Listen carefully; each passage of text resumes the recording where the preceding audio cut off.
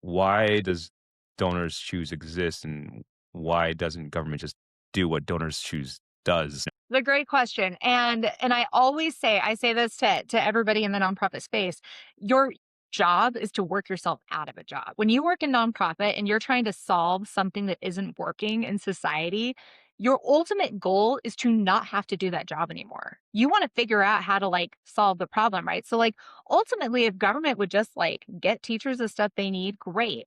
I think that kind of what we do, our real value add here is that we are building infrastructure here.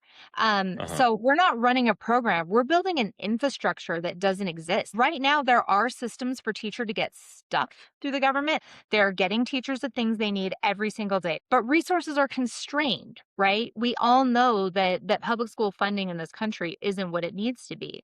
And when an administrator is having to make hard choices about the things they're spending money in their building, we've done surveys that show that the average public school teacher in this country at a more affluent school spends $600 out of their own pocket every single year on school supplies.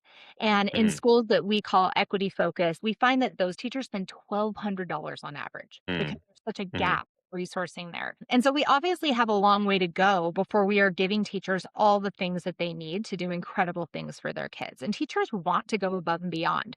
They know their kids, they know what makes them tick, they know what's going to get them to learn. It's hard for them. But the structure is really what I think is so magical about Donors Choose is that we've built this infrastructure where a teacher can submit a project. It can get funded in anywhere from when we're using government fund money, it gets funded pretty much instantly. But even if it's on our site, within, within 90 days, they get their funding. Within a few days to 2 weeks of getting that funding, that stuff shows up in their classroom and they can use it immediately.